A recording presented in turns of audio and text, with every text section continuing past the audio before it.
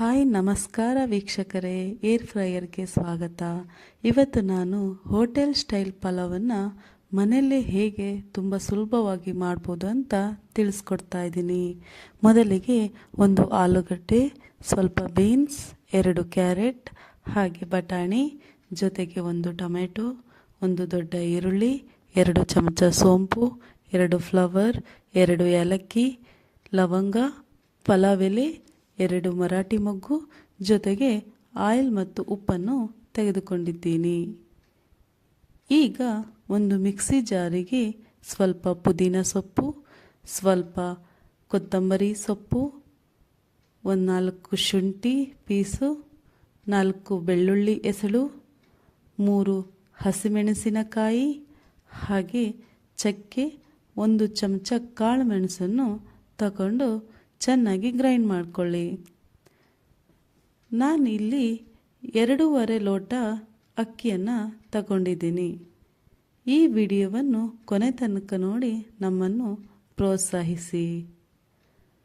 ಈಗ ಒಂದು ಕುಕ್ಕರ್ಗೆ ಎಣ್ಣೆ ಕಾದ ನಂತರ ಪಲಾವ್ ಎಲೆ, ಏಲಕ್ಕಿ, ಲವಂಗ, ಮರಾಠಿ ಮೊಗ್ಗು, ಫ್ಲವರ್ ಮತ್ತು ಸೋಂಪನ್ನು ಹಾಕಿ, ನಂತರದಲ್ಲಿ ಹೆಚ್ಚಿಟ್ಟುಕೊಂಡಿರುವ ಈರುಳ್ಳಿಯನ್ನು ಹಾಕಿ ಚೆನ್ನಾಗಿ ಹುರಿಯಿರಿ.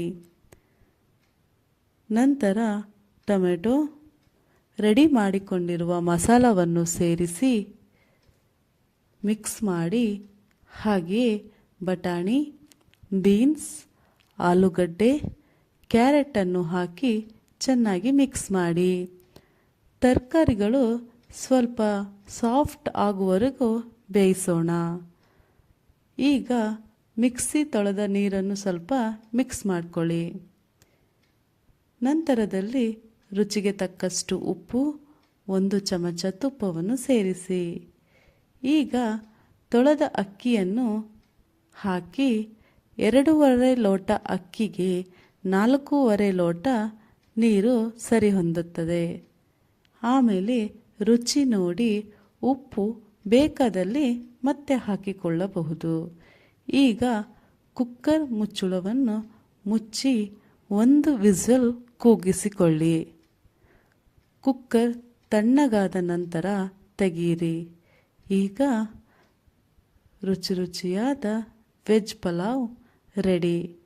ರಾಯ್ತದ ಜೊತೆ ತಿನ್ನೋದಕ್ಕೆ ತುಂಬ ಪರ್ಫೆಕ್ಟ್ ಆಗಿರುತ್ತೆ. ನಿಮಗೆ ಈ ರೆಸಿಪಿ ಇಷ್ಟವಾದರೆ ಒಂದು ಲೈಕ್ ಮಾಡಿ, ಶೇರ್ ಮಾಡಿ ಮತ್ತು ಏರ್ ಫ್ರೈಯರ್ 24 ಚಾನಲ್ಗೆ ಸಬ್ಸ್ಕ್ರೈಬ್ ಮಾಡಿ. Thank you for watching. ಧನ್ಯವಾದಗಳು.